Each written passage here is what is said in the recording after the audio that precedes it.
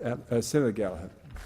Thank you, Mr Acting Deputy President. I present the report of the Foreign Affairs, Defence and Trade References Committee on contamination caused by firefighting foams at RAF Base Williamtown and Australian Defence Force facilities, together with a Hansard record of proceedings and documents presented to the committee, and move that the report be printed. Question: is that motion be agreed to? Those of that opinion say aye, against say no. The ayes have it. Just one moment, Senator Gallacher. Senator Rhiannon, did you? It's not. We're not there yet, Senator Rhiannon. You're just a bit early, so we'll go to Senator Gallacher. Move that the Senate take note of the report. Yeah. This report addresses the first part of the committee's terms of reference and focuses on the contamination caused by chemicals used in firefighting foams at RAF Base Williamtown on surrounding communities. However, other defence facilities where firefighting foam was extensively used have or are likely to have similar issues. In particular, the situation at the Army Aviation Centre, Oakey, in Queensland, have been raised with the committee. The committee did not receive sufficient evidence to address these other defence facilities in this report and intends to explore this aspect in the second part of its inquiry.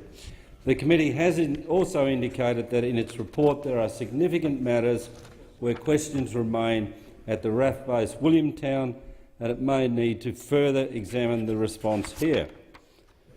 The immediate impact on the communities around RAF Base Williamtown of the contamination have been profound.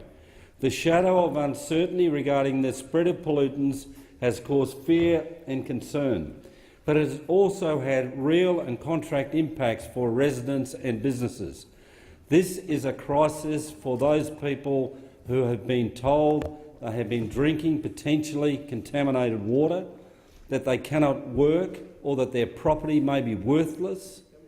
However, this situation has not received a crisis response from government agencies.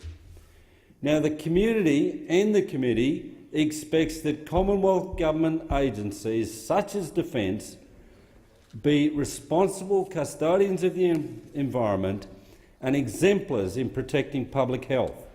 Unfortunately, there appears to be a lack of Commonwealth government leadership and a reluctance to take full responsibility for the contamination at RAF Base Williamtown. The committee has made a number of recommendations to Defence and to the Commonwealth Government more broadly. The first recommendations focus on access to water issues, the provision of mental health and counselling services, initial compensation of the fishing community, and the coordination of the response of government agencies. Other recommendations focus on providing certainty for affected residents and the commercial fishermen in the longer term. And finally, the committee makes recommendations on some related issues, blood testing and the application of environmental regulations to Defence.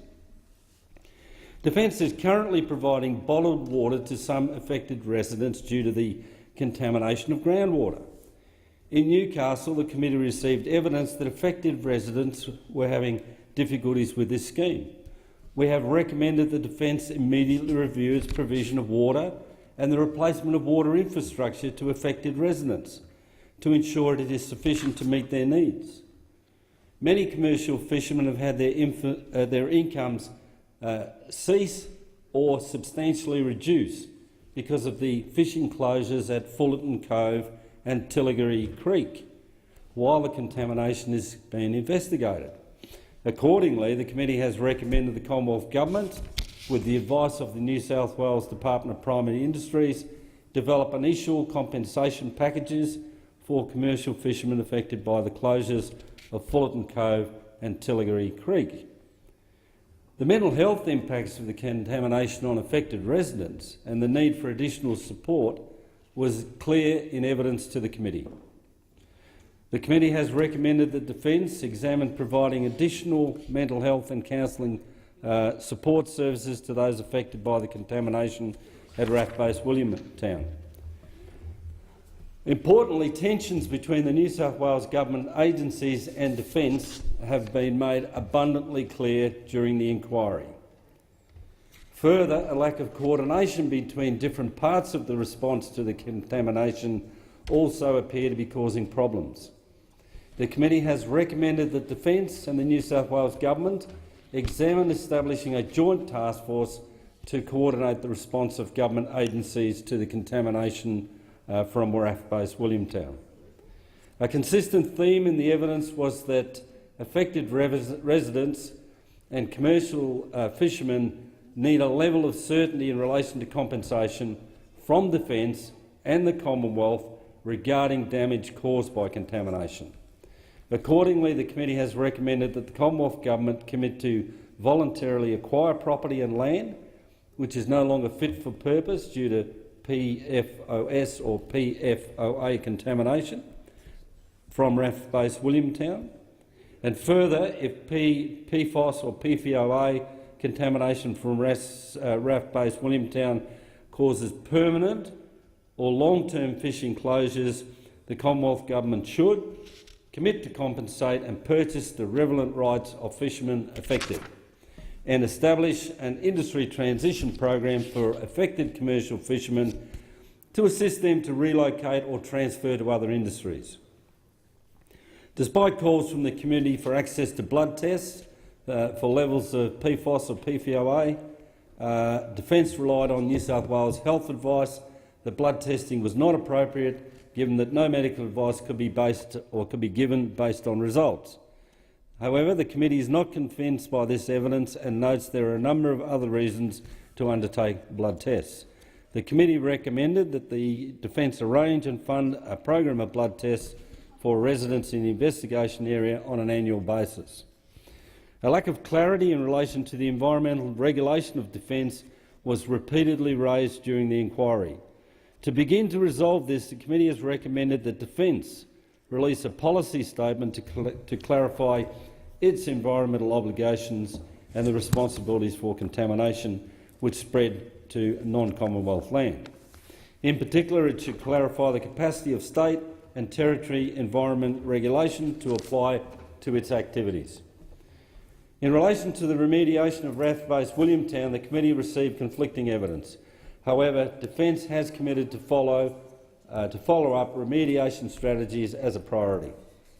And following the committee's hearing in Newcastle on the 22nd of December, the New South Wales Government has announced a package of assistance measures to help the community at Williamtown deal with the consequences of the contamination. The announcement that affected residents will be connected to town water, that new testing equipment will be acquired and additional mental health services will be provided, indicates an understanding of the situation and community's concerns, which unfortunately has been lacking at the federal level. There are likely to be many other military and civilian airports, firefighting training sites, as well as other facilities which will have legacy contamination through the use of firefighting foams.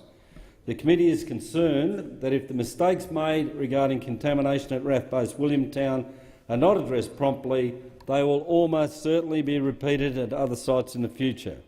The committee will continue to examine these in the second part of its inquiry. And I commend the report and the excellent work of the participating senators and the Secretariat in preparation of said report. Thank you, Mr Deputy President.